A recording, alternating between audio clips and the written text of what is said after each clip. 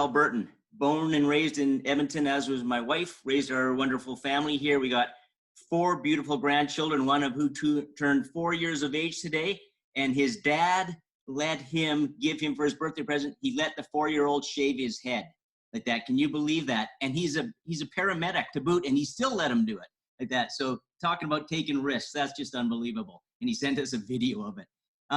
Hey gang, we have a cottage at Skeleton Lake as well. So I'm a member of a co-op, quite frankly. It's the North Corridor co-op out of Boyle. And we spend a lot of time and a lot of money there. So thank you for those of you that are running the co-ops in the rural parts of the province, because I'll tell you, it sure adds to the joy that we have in our life when we get to go in and deal with those folks. And I've got to know them so well over the last 60 years, because that's how long my folks have had the place up there. So thank you for letting me join you in your offices. It looks like some of you in your homes and in some other places today as well.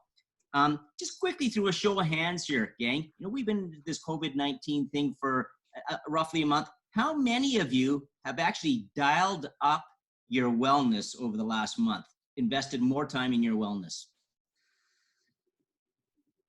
Okay, a few show of hands here. How many of you are getting 7.5 hours or more of undisrupted sleep each night, or at least 5 nights a week? Okay, Shannon, a couple of you. Yeah, 5.5 is really important.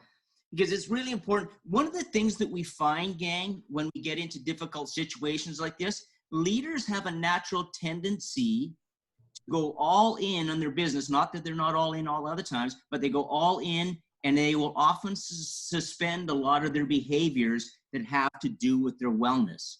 So the time when we need to be the well is when we often will suspend many of our wellness behaviors. And that, quite frankly, puts us into a very, very difficult situation. So today, we want to talk about being a healthy leader during a crisis, but more importantly, what we want to talk about is an abundance.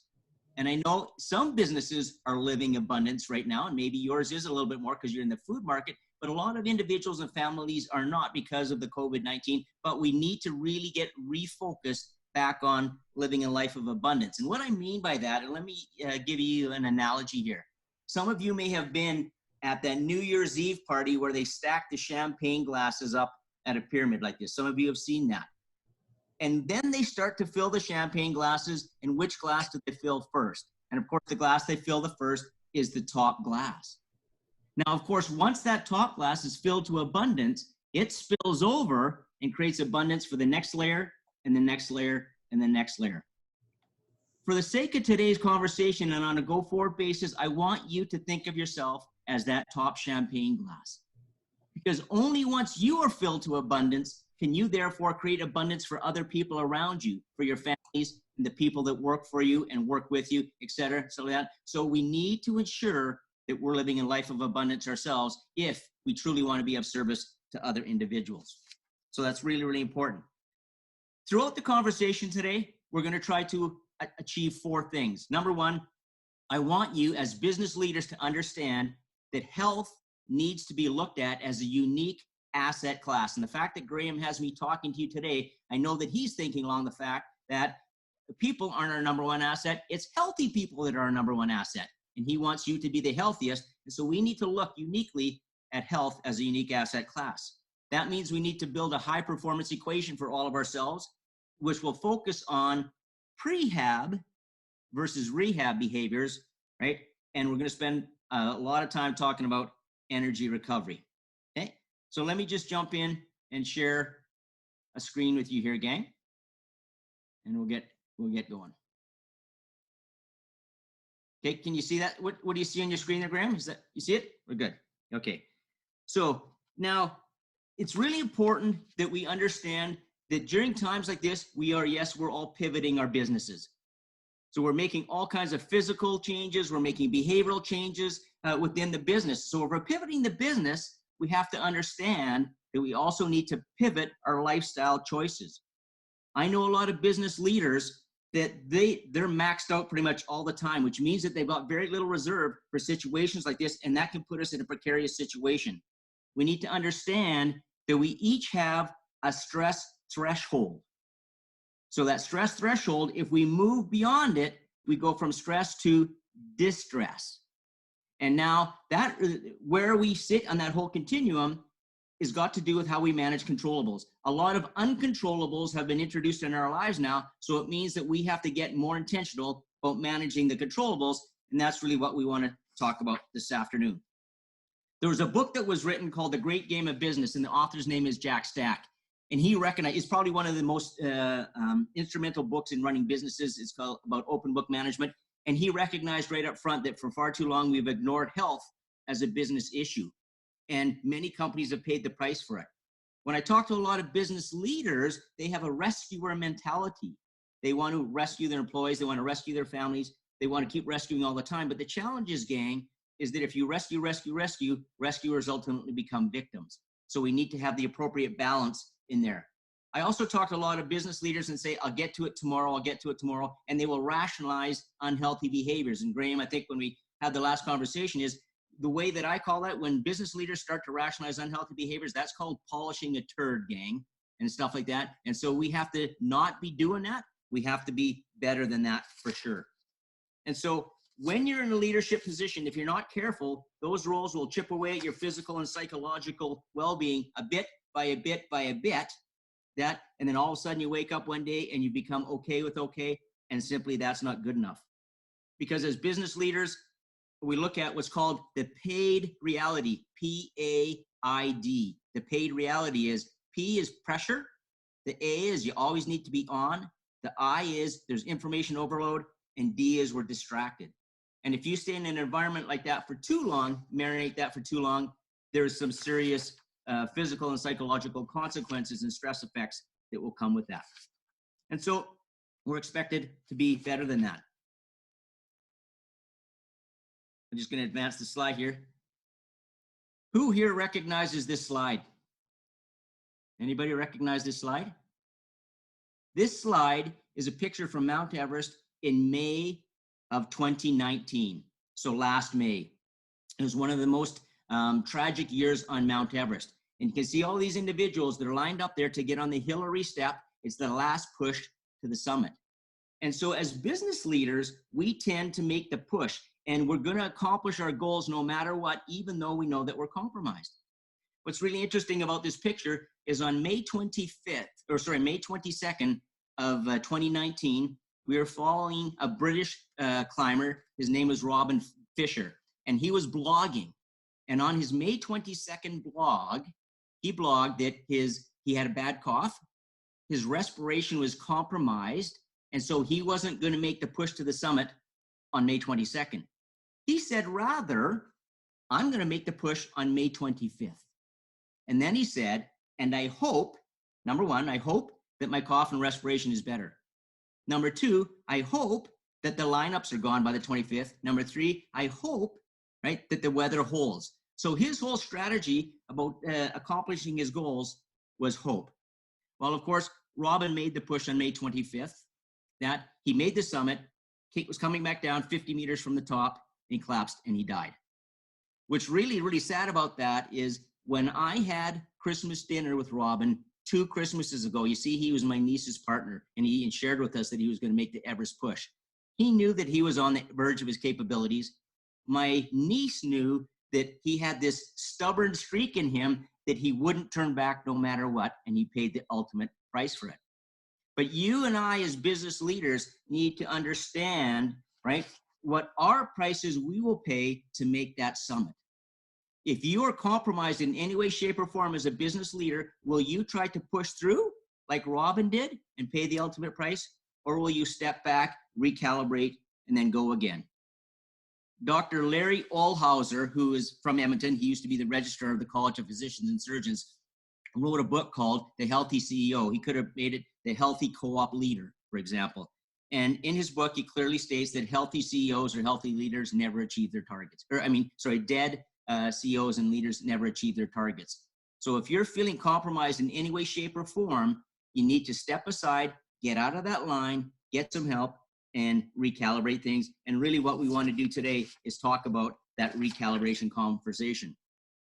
Let's make no mistake about it, gang. The end game for all of us, when our professional journey is done with co-op or whoever, the end game should be a burn bright end game, not a burnout end game. because there's lots of things to do after we get there. So let's talk, gang. What are we going to do to ensure that we have that burn bright end game?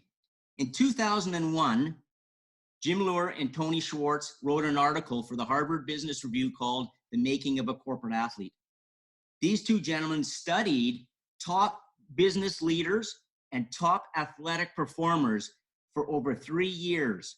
And they were looking at the behavioral differences between these two groups. And when they finished the study for 3 years, they wrote the article.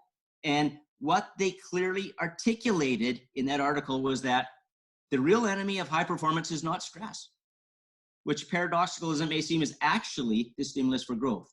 But it said rather the problem is the absence of discipline and intermittent recovery. So let's just process that for a second. Because then they went on to say chronic stress without recovery depletes energy reserves, leads to burnout, breakdown, and ultimately undermines performance. So what they're really saying here, gang, is we as business leaders can maybe learn something from this group. Because of course, we know that if you go to a gym and you stress your muscle, and then you go back and you do the right things from a sleep perspective and a nutrition perspective and psychologically, that's when you actually strengthen. Who here believes you get stronger when you go to the gym? Anybody? Show of hands. Anybody believe that you get stronger when you go to the gym? Yeah, you don't. It's a trick question, obviously, right? It's a trick question. You don't, because what you do when you go to the gym and you're working out, you create microfractures in your bones and micro tears in your muscles because you're breaking your body down. But then it's the discipline that you show between workouts. That's when your body actually heals. And of course, that's why athletes have this thing called interval training.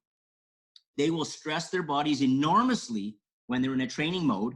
But then again, the sleep discipline, the nutrition discipline, the psychological discipline that they have between is where their body actually strengthens and allows them to come back and perform at a high level and get back on the podium. So now I haven't met many of you here yet, but as per most business leaders, when you're all in, you will get very, very good at energy expenditure. You're super good at energy expenditure. You're not as good at energy recovery. And what Jim and Tony have done is they have identified the pattern within business leaders, and they've referred to it as relentless linearity. And relentless linearity means that we spend all our time with energy exertion, spend very little time on energy recovery, and that's why we burn out. So we have to get way, way better than that at the end of the day. Any questions or comments on that? Okay, and if there's anything on the chat, Graham, just kind of pop that up. So one of the things I would say in terms of recovery, when we move into recovery, it's got to be pure recovery, and you can't let your energy expenditure behaviors slip into that. Now, Graham, you had mentioned that you guys shut down on Easter Sunday and that type of thing. Like, that's unbelievable for a company to do something like that, to give people that kind of energy recovery time in the middle of a COVID-19 type of situation. I'm super impressed with the fact that you guys would do that. And we need more companies that understand those types of decisions and start moving in that direction. So good on you for doing that for sure, Graham. Okay, so let's just share this up here again and keep moving. Okay, so the high performance pyramid, or ideal performance state that we all want to be looking at if we want to create the happiest, healthiest, highest performing version of ourselves, is one that looks like this. And it has 4 capacities, folks: physical, emotional, mental, and spiritual capacity. So let's just jump right into the physical one right now.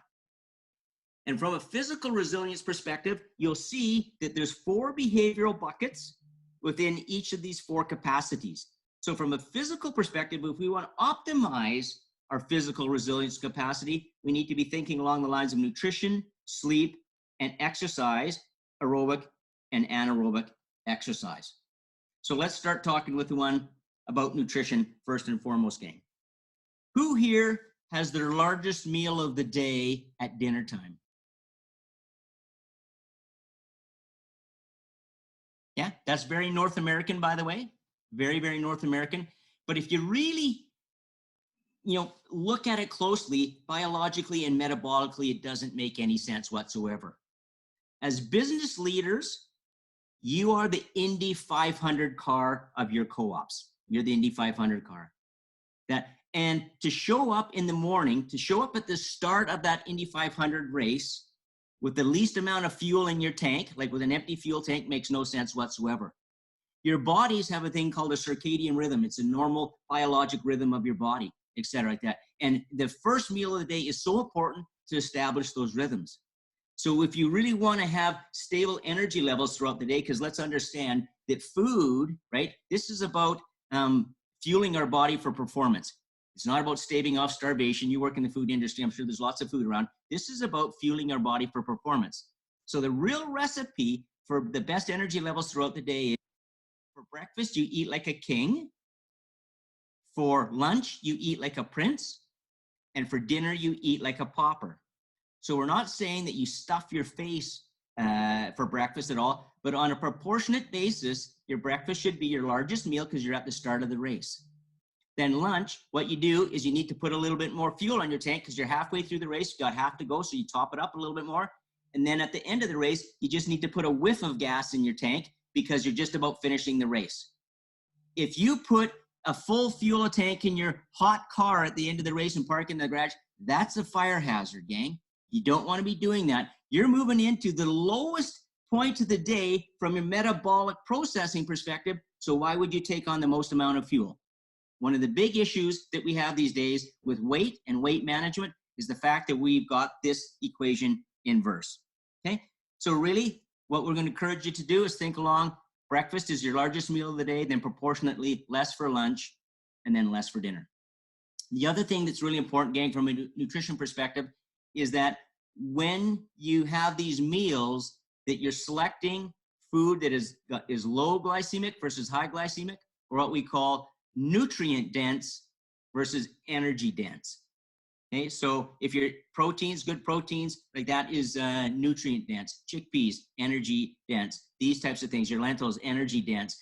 Whole fruits, whole vegetables, those are all nutrient dense. Alcohol is energy dense, as is a Red Bull and all those other types of things. And so what we're doing is, if our meals get smaller and smaller and smaller throughout the day, and the last meal of the day, ideally we're eating by about 6:30, gang. The last meal of the day should be the smallest, and it should be the lowest in terms of the number of carbs, because we want nice, stable blood sugar levels going into our sleep mode. You want your body to slow metabolically, and this is really important for sleep onset. Okay? So when I asked many of you earlier who slept more than 7.5 hours of undisrupted sleep last night, a few hands came up. A lot of hands did not come up, which would suggest to me that some of you might be challenged as it relates to sleep onset or sleep maintenance, the two dimensions of sleep. One of the things we can do, finish eating by 6:30, make sure it's the smallest meal of the day, make sure it's low carb meal, and then don't eat anything after that, and allow our bodies to go into a metabolic calming phase. Really, really important as it relates to sleep. Okay? The other thing that we need to understand, gang, is your stomach, your gut. Some of you may have heard about the gut biome and microbiomes and stuff. Serotonin, which is our happy mood hormone, 80% of it is produced in your gut. Melatonin, which is your sleep hormone, 75% of it is produced in your gut. So if you're abusing your gut, like when I was 20, had the cast iron gut, you throw anything in there. When we get to be a certain vintage, if you are not treating your gut well, your melatonin production, your serotonin production is going to be low. You're going to have problems with sleep, and you will have problems with mood stability. Full tilt. Any questions on the gut biome and being happy and being sleepy? Okay, good. Okay. Breakfast, the biggest meal of the day, then lunch, then dinner. Finish it by 6:30. We're not going to eat a lot of stuff after that, and we're going to let our body go into a calming period because we want to sleep. And let's move on to sleep now, because sleep is the ultimate high performance drug. If you want the best, happiest, healthiest, highest performing version of you showing up every day, you must get some sleep, because sleep is just that important, gang. And I do a talk, it's called Sleep is the Ultimate High Performance Drug. And this one here is really important because we, generally speaking, as a society, are so sleep deprived, it's just unbelievable. Once you understand the fact that when you sleep, what's going on? We have different phases. We have about 5 different cycles of sleep, and they're, generally speaking, about an hour and a half long. That's why we're looking for about 7.5 hours. And in the first 3 cycles, we get a lot more non-REM sleep. And in the last 2 cycles, you get more REM sleep. Different reparative and restorative things are happening during each of those cycles. That's why we try to get that undisrupted function. One of the key things that's happening, gang, which is so appropriate for COVID-19, is your immune system is recharging when we sleep. And there's the cells in our body called natural killer cells. They are the cancer assassins in our bodies. This kind of stuff. Their population revs up when we get really, really good sleep, and they fight off all the abnormal cells in our body. If you are a shift worker, the World Health Organization has deemed shift work to be a class 2 carcinogen, which means there's a direct correlation between cancer rates and shift work because of the sleep disruption that it causes. And so we have to be very, very careful, gang, and it's really the immune system that's rebuilding. Also, when we're sleeping, our bodies release human growth hormone, and human growth hormone repairs our muscles and our bones. That's why athletes do the interval training and they get really good sleep, because when human growth hormone is released, the reparative mechanisms of our body are accentuated and we actually heal. Okay, I know a lot of people. Yeah, Graham? We have a question, Rick, around any suggestions on food to improve the gut health? To improve the gut health, one big suggestion is be careful on alcohol content. So there's things that we can add, and then there's things that we need to pull back on, Graham. One of the things people need to pull back on is alcohol. It's very, very harmful to the microbiome within the gut. Again, what we want to do from a food perspective is really go to those nutrient-dense foods, Graham. So we're talking about whole vegetables, whole fruit. You can do foods with probiotics, which is really important. And just really start cutting back on processed foods, gang. Yeah, you've heard it. That's just so important if you start doing that, because all the processed stuff actually starts to create an imbalance in the good versus the bad microbiomes. Yeah, we'll talk a little bit more about alcohol in a second here. Okay, so sleep, gang, it's really, really important. Like, sleep is absolutely huge. Your immune system gets recharged, your muscles and your bones heal. The endothelial lining of your blood vessels repairs itself. If you don't get good sleep and this repair function doesn't take place, you put yourself at much higher risk for strokes and heart attacks. Okay? 3 to 4 times higher risk of stroke or heart attack if you're getting suboptimal sleep. Also, you have a cerebral dishwasher between your ears.